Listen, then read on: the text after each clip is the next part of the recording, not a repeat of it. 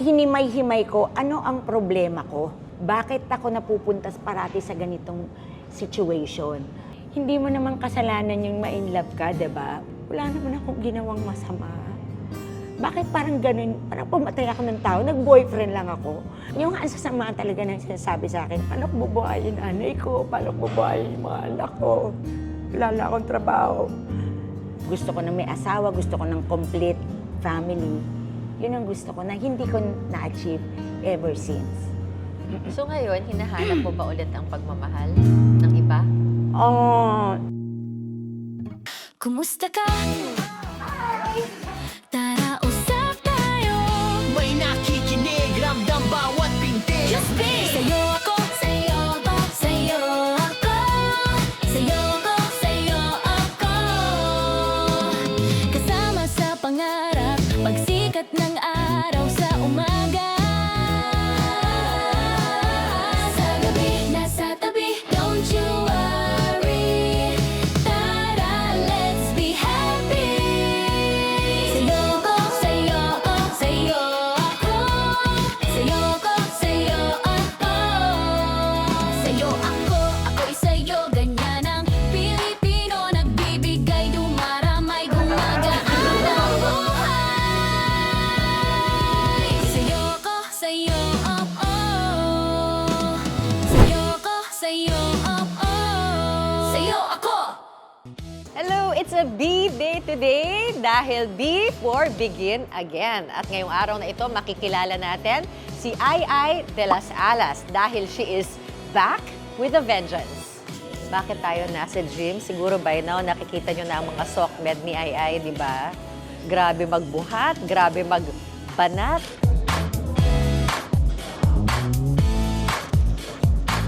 Magaan pa ba yan?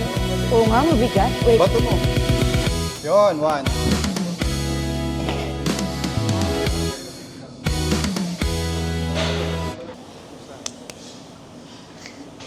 Yan ang side B. ito ang bahay, ang bago kong bahay, ang Anytime Fitness. Dati ko pang bahay to, kaso lumipat lang ako ng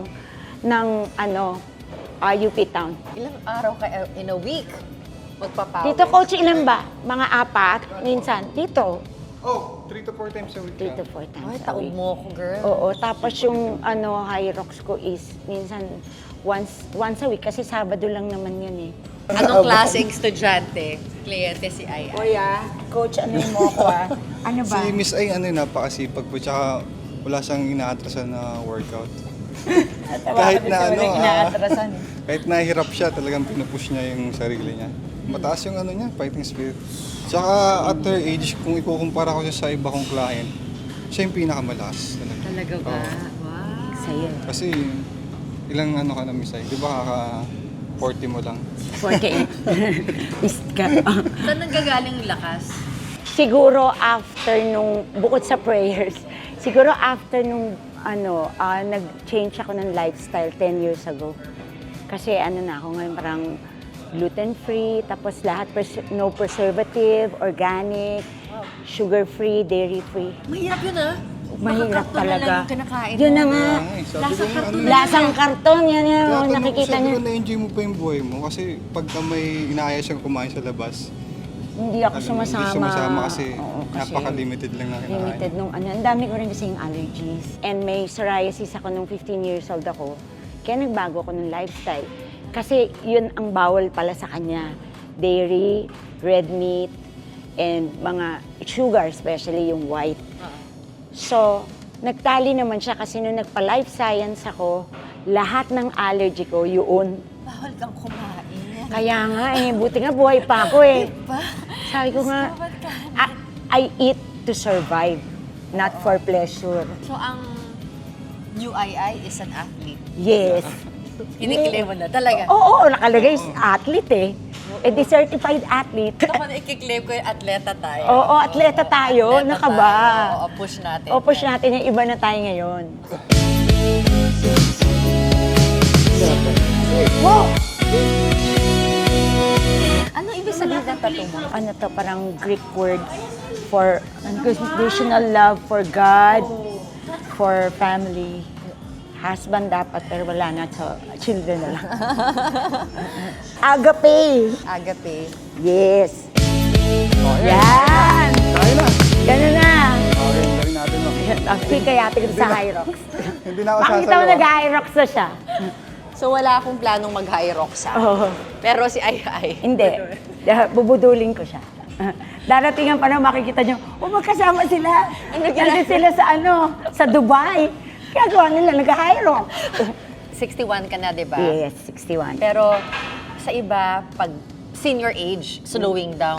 Ikaw hindi. Ay, ako hindi. Pa-athlete ako. Pataas. Face mali, kasi relate ako eh. Oh, face yan. Alam mo kasi nung bata ako, gusto ko talaga maging athlete. Kaso, una, wala kaming pera. Pangalawa, hindi naman talaga ako magaling. Wala talaga akong alam na sports. Ang alam ko lang dati, badminton. So, hindi naman ako naging national team or anything. Tapos, ang dami ko pang injury naman sa right nung nag-badminton ako. Pero meron din naman akong maliit na trophy. Nag-second kami sa isang tournament, pero mixed doubles. Yung trophy ko na yun na second kami, nakalinya yun sa best actress ko. Oo, talaga. Ganun ka-importante sa'yo. Oo, importante sa akin yun. Kasi nahihirapan talaga ako. Parang, kailangang Tapos wala. Noon gusto ko maging dancer. Hindi rin ako naging dancer. Well, tapos ngayon, pero noon pa ako nag-gym. Okay. Matagal na ako nag-gym. Kasi sabi din ni coach, pag yung katawan mo hindi ready na, kunyari ngayon ka lang nag-gym, tapos mag-Hyrox ka. Hindi pala ganun yun. Dapat yung katawan mo talaga, sanay siya sa gym. Sa'yo ko, sa'yo, oh, oh. Sa'yo ko, sa'yo, oh, oh. Sa'yo ako. Tapos muna. At 61, anong ginagawa ni Ai de las Alas? Yung training ko para sa endurance, weightlifting, mga ganyan. Actually, may isa pa yung sa transcend, papalakasin yung muscle ko kasi yung left side ko is merong, may diferensya. Yung knee ko at saka, actually may plantar ako pero okay lang yun. Yung knee ang importante tsaka yung glutes ko ang mahina. So, papalakasin yun. And then, meron pa akong isa sa Marikina na yung Hyrox naman. Ibang, naman yung ibang field naman yun. Talagang, parang lahat ng lungs mo, iluluwa mo na dun eh. Pag yung lahat ng pinagawa sa'yo sa training at nagawa mo, ang sarap ng pakiramdam. And I think kaya yung mga sumasali sa Hyrox, kahit hirap sila, kasi yung parang yung nagawa mo, parang yes, nagawa ko to. I think yun yung nakaka-addict, sabi nga nila. Meron ka bang tinatakasan kaya ginagawa mo to? Oo, kasi yung pain ko dati, kesa naman sa magmukmuk ako sa bahay namin, siyempre, kailangan gumawa ka ng paraan, Martina, para hindi ka malungkot. Gumawa ka ng ganito. And then, na-discover ko nga yung pagsusumba. And then, dito sa Zumba, after na Zumba, makikita mo may mga ganito, may mga ganyan. Sabi ko, magbuhat na lang din ako. Pag nagaganyan ako, ako sa Instagram or sa Facebook, sabi ko, ano ba itong Hyrox? Pakita nga nito. Tapos parang yung ibang artista nag-Hyrox na. Si Gerald Napoles ang nakita ko nag-Hyrox eh. So, sabi ko, ano ba to? And then, nung nag-gym ako, kasabay ko si Carlo Aquino. Sabi ko, mag-Hyrox kaya ako. Sabi niya sa akin, Ma, hindi mo kaya yan. Kaya ko yan. Sabi niya, Ma, hindi. Kaya ko yan. O, ayan ngayon, nag-Hyrox. Ginagawa mo na ngayon? Oo, gagawin ko talaga. Kaya din, parang napili ko din to. Wala dito yung mga anak ko. So, mag-isa lang ako basically. Pag nagkakasakit ako, maarte ako, yung gano'n. Sabi ko, hindi ako pwedeng magkasakit. Kasi wala mag-aalaga sa akin. Iba pa rin yung may kasama ka. Iba pag may kausap ka na ginaganyan ka, ano masakit sa'yo, Dar, ganyan. Iba yun eh. Pero ngayon, dahil wala na, so, yun, kailangan, huwag ka magkasakit. Gawin mo ang lahat ng paraan, mag-muscle ka. Lakihan mo yung muscle mo para hindi ka magkasakit. Pero bago naging atleta, tumira ka sa abroad? Yes. 2015 ako nag-grant ng green card. So pag ganun-ganun ako, kasi yung nanay ko is matanda na, so ako rin yung nag-aalaga sa kanya, provider. So ayoko muna din siyang iwan kasi nakakaawa matanda na, diba? Tapos ako lang yung anak niya kasi ako lang yung adopted niya. Siyempre pati aso ko, iniintindi ko pa rin yun. And of course, nung nag-asawa na ako, siyempre iniintindi ko rin si Gerald. Yun yung mga marami. And of course, yung career ko, gusto ko pa rin yun. Gusto ko mag-artista. And then, noong 2021, after the pandemic, sinabi niya sa akin na gusto niya nang pumuntang Amerika. So, kaya pumunta akong Amerika. And then doon, wala akong work doon. Nagka-work na lang ako lately nung naisip ko na hindi ako mabubuhay sa pagpapandesal lang. Kailangan ko mag-work as ako doon, activity director. May bakery ka, di ba? Nag-online ako. Yung mga kapit-kapit bahay doon or yung mga fans ko na malapit lang doon sa court na pinagtatrabahuhan ni X. Doon ko dinadala yung mga pandesal, doon sila umu-order. Super housewife ako doon. Tapos ako naglilinis, iintay ko siya, magkukuk ako. Ganun lang yung buhay ko. And then, after noon, nagtrabaho na nga ako sa facility. Noong 2024 na nga, ayan na. Nawalay na. Tapos yun, na ayaw na niya, and gano'n. Sabi ko, naiintindihan ko naman yun sana. Kaya lang sana naging maganda yung separation. Ang pinaka-nainis ako doon, kasi alam mo yung feeling na plantipicar ka na, house, ganito. Yung buhay mo is routine na eh. Mag-gym ako, tapos pagdadating siya, magluluto ako, tapos maglalaba ako, maglilinis ako ng bahay, dadating siya, ayusin ko yung gamit niya. Yung ganun yung routine ko. And then all of a sudden, boom! Wala na. Parang, anong gagawin ko? Saan ako pupunta? Uwi ba ako sa Pilipinas? Paano si Sailor? Yung aso ko din lang ako sa Amerika eh. Paano kami? Paano ako? Yung parang, yung na-disorient ako, saan ako pupunta? Anong gagawin ko sa buhay ko? Pero yung time na nandun ka, gaano kahirap yun? Nakakabaliw yun eh. Oh my gosh, 2024 is bali-baliwan moment ko until 2025. My God. Siguro medyo nakarecover ako mga May na of 2025. Pero mga December, January, nag-zumba na ako. Pero hindi kasing OA ngayon na almost every day nasa gym ako, nasa High Rocks ako, nandito ako, kung saan-saan ako. Basta tungkol sa fitness, nandun ako. Mas mabilis ba yung recovery mo ngayon kumpara sa mga mas past relationships mo? Ngayon kasi, ang naiba kasi ngayon, kumbaga hinimay-himay ko, ano ang problema ko? Bakit ako napupunta parati sa ganitong situation? So, inanalyze ko muna yung sarili ko, nag-asa ako kay Lord. Ano bang plano mo for me? Anong gagawin ko? Tulungan mo ako, paano ako makakabangon ulit? Yun, biglang naisip ko, I think kung ano yung gusto ko dati, gawin ko na lang. Dati ayoko mag-zumba, nag-zumba ako. Ito, hate ko to, yung mga nagbubuhat, hate ko to, pero ngayon ginagawa ko almost every day din. Sabi mo, perinoseso mo kung saan ka nagkamali. Yes. Nasagot mo na ba yun? I think about to sa childhood ko na parati akong mag-isa. Tapos kasi adopted nga ako eh. So, yung kalungkutan ko nun, na hindi ko na-process siguro.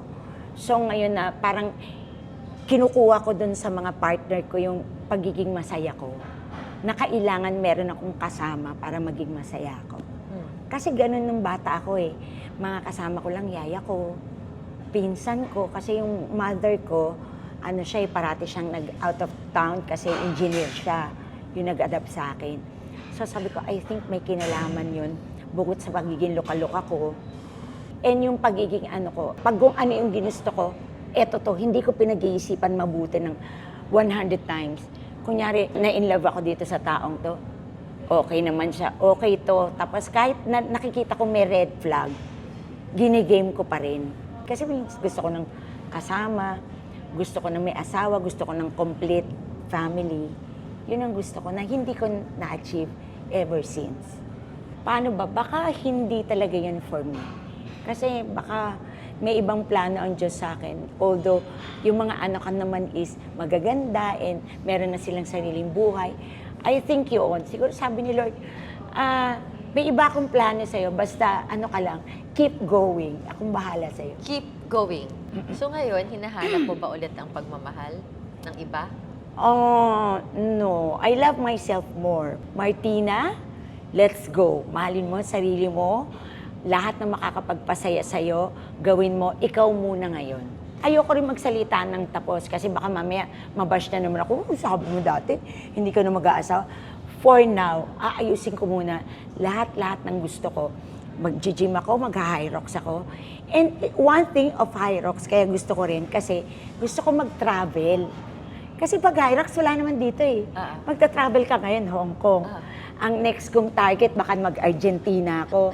Kasali yun eh. Di ba? Ikaw ang gagastos eh. So, double na. Papahirapan ko muna yung sarili ko. Pero at least mag-abroad ako. Mga ganun. Meron kang something to look forward to. Yes. When you go through a heartbreak, masakit siya. Ikwento mo gaano kasakit yung masakit. Ay, pag hindi mo nararanasan, hindi mo na-experience, hindi kayang i-explain ng words eh. Yung sakit niya, parang lahat masakit. Paa mo, yung ulo mo, yung ganyan. Tapos parang tulala. Tapos yung lumuluha ka lang basta na ganyan. Yung kahit nakatingin kang ganyan, lutang moments ka, umiiyak ka. Imitaping pa ako noon ng The Clash. Sabi tuloy ng mga kasama ko, kaya pala noon, naiintindihan ka namin, ba't parati kang lutang? Hindi ko alam yung sasabihin ko. Tapos kahit masaya, umiiyak ako. Kunyari na lang, natutuwa ako dun sa, sa ganda nung kanta nung kumakanta. Parang, pero sa totoong buhay, kaya ako umiiyak. Kasi nandun yung pain. Wala siyang forward eh. Kailangan i-process mo yung pain eh. Araw-araw, dinadala mo yon hanggang sa mawala yung pain na yun. Nawawala ba? Unti-unti. Bumabalik rin? Pag, sabi nga, time heals all wounds. Totoo yun. Bumabalik pag may mga time na, kumbaga sa nagaganyan yung sugat mo. Anong nagtitrigger sa'yo? Pag may mga nagsusumbong sa akin na nakita namin si kasama yung ganyan. So, doon yung medyo may pain. Pero ngayon, parang, mo na. Pero nung mga panahon na yon, pag kinukwento yon, ayan, bumabalik. Yung nanggigigil ako, yung ganyan. Pero ngayon, pag yung kunyari, may nababalitaan ako, wala na. Hayaan mo lang. Kung gusto niya mag-asawa siya, okay na yan. Ngayon, begin again tayo. Hmm. Anong babaguhin mo, babalikan mo sa mga pinagdaanan mo? Siguro yung babaguhin ko, the way I treat yung love life. Yung kunyari nagkaka-crush ako or nagkakagusto ako. Ngayon, iniisip ko muna 100 times. Tinitingnan ko muna yung karakter ng lalaki. Pag nakita ko na dito pwede. Tapos agad. So parang mas kinikilatis mo na ngayon? Kinikilatis and ginigage ko yung sarili ko na hindi ka naman talaga ready rito eh. Ine-enjoy ko lang. Kasi totoo naman eh. Lahat makaka-relate dito ang mga babae. Sa totoo lang, di ba, ang dating doon lang masarap. Pag nililigaw-ligawan ka, yun lang ang masaya eh. Pero pag nasa in a relationship ka na, patay, nandun na lahat yung toxic, okay, nag-aaway na kayo, marami namang questions. Mas maganda lang yung getting to know, stage lang, parang gano'n. Getting to know, tapos na, gano'n. Hanggang dating mode lang, pag ayoko Ano na. bang dating mode ngayon? Kasi, girl, in fairness sa'yo, kasi dating mode at 61, iba na yung dating ngayon kung bata ba din yun? Siyempre, wala namang matanda. Puro bata na rin may gusto sa akin. Ba yan? Ilan taon yung pinakabata ngayon? Pinakabata, 39. Paano yan? Gusto mo nang may kasama? Sino ang kasama mo ngayon? Si God lang muna. Tsaka si coach. Mga coach ko, lahat sa training, sa mga kaklase ko. Yan ang mga kasama ko everyday. Work. Nabanggit mo si God. And si Ai po kasi very prayerful. Yes. Oo. And PayPal awardee pa nga ako. Oo nga, naloka ako nung Oo. binabasa ko yun. Oo. Paano nangyari yun? I mean, hindi mo aasahan kasi syempre, hindi ko rin. minsan ang pinag-uusapan yung chismis sa buhay mo, hindi na pag-uusapan yung ibang aspeto. Totoo yan, Miss Bia. Ganito yan. Nung 2016, yun yung time na kasaganaan ng pagbabash sa akin eh. Kasi 2014 kami ni Gerald. And then lumabas yung 2015. So, sobrang bash sa akin. Dahil ba't ako pumatol sa bata? Ilang taon nga yung difference yun? 30. After 1 year kasi, kagagaling ko lang sa breakup noon. Tapos bata yun, then bata na naman. So kaya binash ako na Kasi ang pangit din nung, kumbaga, tinatago ko si Gerald. And then nung lumabas, ang pangit ng news, imbis na Ai has a new love life again. Yung ganon. Ang news parang, Ai, may 20 years old na estudyanteng boyfriend. Parang ganon. Yung, kumbaga, ang pangit agad ng beginning. Hindi man lang nila naisip, binata si Gerald. Lasalista si Gerald. Alam mo yung ganon na.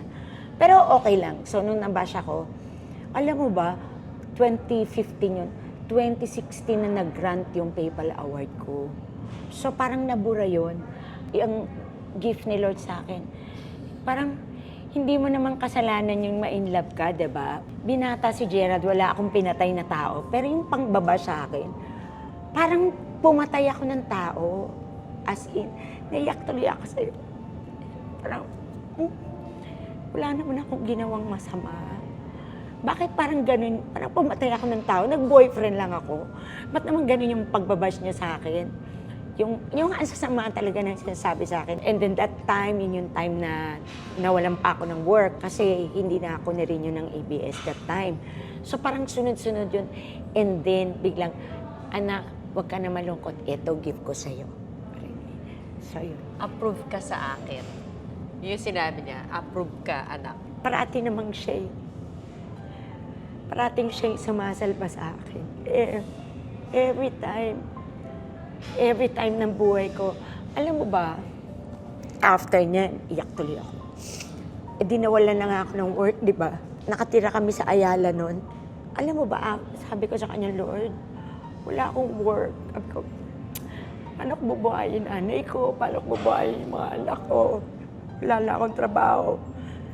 Alam mo ba, siguro, sabi niya, relax ka lang dyan. Parati kang iyak ng iyak eh. Di ba? Kaya nga may word na trust me. Kasi isa puso mo yung trust me. Pag sinabi ko sa yung trust me, akong bahala sa'yo. Hindi pwedeng hindi pabayaan kita. So eto na nga, wala akong trabaho. After 1 week na nakatulala akong ganyan, sabi ko, Lord, paano na? Paano tong bahay? Binabayaran ko pa yung bahay ko sa Ayala. Sabi, Diyos ko, isang araw, pumunta yung kapitbahay namin. Kapitbahay namin, taga-Ayala rin.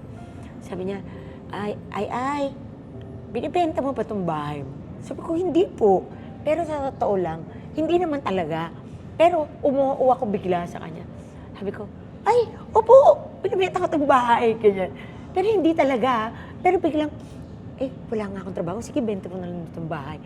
Tapos yun, talaga. O, tingin ko Tingin siya. Chinese kasi, tingin. Ganyan. Tapos sabi niya, balik ako bukas Sama ko yung asawa ko, sabi niya. Tapos, bumalik kinabukasan. Sabi niya, sige, bili na namin to. Binili yung bahay. After 1 week, sabi ko sa'yo iba. Iba yun. Pag tao ka na hindi ka naniniwala sa Diyos, I think ngayon, patay na ako. Siguro nagpakamatay na ako or namatay na ako sa sakit. Yung pain, parang humiga, Wala, napatay na, ayoko nang huminga. I can only imagine yung pain mo, girl. Pwede kang mamanhid Dalawa lang yan Palagi ka nasasaktan, manhid ka na lang, may shield ka na lang. Pero ikaw hindi, parang hiwag-hiwa ka each time. Bakit ka parang sobrang vulnerable each time? Hindi ko rin alam. Parang ang dali. Hindi ka naglalagay ng pader. Ngayon meron na. Ngayon na lang. After the third. Kasi parang ang natutunan ko din doon is yung nangarag ako kung saan ako pupunta. Settled ka na hindi kasi. na pwedeng mangyari to, Martina, sa buhay mo na nalilito ka saan ka pupunta. Sa age mong to, wag ka papayag. Kailangan maglagay na ako ng shield sa sarili ko na hindi na ulit mangyari. May mga anak ako na kahit papaano tutulungan ko pa rin. May mga followers ako, may mga fans ako na nagmamahal sa akin. Di ba malulungkot sila pag nawala ako sa mundo. Ang ending ngayon, madami nga akong pera, wala naman kaming bahay. Hindi ko sabi, sige dito, mag-rent na lang muna tayo dito.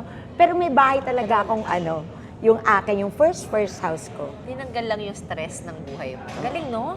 Isipin mo kami stress ka ng pera. Sobra. At nagsabay-sabay. Ay, hindi ka pinabayaan. Hindi, dati naman ganun din ako Dati nung nahiwalay ako, namatay nanay ko. Ganun. Parating, marami akong kasabay na pain. 1, 2, 3 parati. Alam ni Lord, malakas talaga loob ko Kaya yung pain na binibigay niya sa akin yung 1, 2, 3, strike 1, strike 2, strike. So much It comes talaga. in threes. so much talaga. Saan mo kinukuha yung yung yung palaban na ito? Yun, kay Mama Mary. At saka siguro kasi parang create ako na gano'n eh, lumalaban talaga ako. Pag kunyari mamamatay ka, no, tanga, bumangon ka, hindi ka mamamatay. Ganun. Kinakausap ko sarili ko, tanga Martina, bumangon ka, hindi ka mamamatay. Sure ako hindi ka mamamatay. Bumangon ka ba? O tinan mo, Nagpatayo ka ng simbahan. Tela nga, tama ba yung basa? Oo. Nagpatayo ka ng simbahan. tumulong lang naman. Kristong Hari. Basilika nga na yun, dati church lang yun eh. Baka kaya lumaki yun dahil sa'yo. Baka, dahil nga sa akin, Lord. Nice. Sige, sabi niya, kaya mo yan. Palikayan mo pa yun, oh? Paano? Pero yung sakit ng Hyrox, paano mo i-compare dun sa sakit na pinagdaanan? Almost pareho. Totoo ba? Hindi, yung Hyrox kasi yung pagod mo ang iba eh. Oo. Yung kasing sa puso, yung pain, masakit dito eh, sa heart. Eto, masakit sa lungs. Parang, yung pagod na pagod ka na. Iba ka rin. Ayaw mo nung sakit sa puso, pero sakit ng katawan O, gusto lungs mo. naman ang gusto ko ngayon. Anong meron sa'yo? Ayaw yung sakit ng Baka puso. adik ako sa pain. Iniiba-iba ko lang ang kung mo rin saan. pala- Gusto mo rin pala masaktan. I think, kasi din siguro, pag alam mo yung mga sakit yung ganito ko, yung pagod na pagod ako, yung gusto ko na matulog. At peace ka ngayon. Sobra. Sobrang at peace talaga ako. Thank you, Lord. Gracia. Thank you, Mama Mary. At 61 years old, mahirap magsimula ulit. Mas madaling magsimula pag bata ka eh. Mahirap Oo. magsimula pag Pag- set ways ka na eh. Oo. How to be you. Ayoko na maging, ano ka naman, yung bait-baitan ka. Totoo po to, walang imposible sa Panginoon. Mas mahalin yung sarili niyo. Kung iniwan kayo, dadating ang panahon, hindi, bumangon kayo. Kasi, malay niyo, di ba? Meron talaga nakalaan first si Lord para sa inyo. Not necessarily a partner, but a good life. And at 61, natatakot ka pa bang mag-isa? No, kaya ko naman. Kaya ko naman mag-isa. Masarap lang kasi may kausap. And masarap din yung pag may mga okasyon, pag Christmas, pag New Year, pag yung Valentine's. Yung iba okay naman ako yung natural flow ng everyday life. Pag nakikita mo sa mga Instagram, ganyan, happy family, ganyan. Kiss nga. Although nandiyan yung mga bata, ganun. Yan yung family ko. Pero di ba, ang cute pag yung meron ka, chuchu, husband, kineme. Eh wala eh. Okay na rin. Okay. Pero happy ka at peace ka. Oh yes, I'm very happy and I'm very at peace. So doon po sa inyo na parang naranasan yung naranasan ko at my age, bangon lang po. Magtiwala tayo kay Lord na meron siyang magandang buhay na ibibigay sa atin. Let's be happy. At yan ang other side ni Ai, Martina in real life. At alam mo na, sa'yo ako. Hindi, B. Sa'yo ako.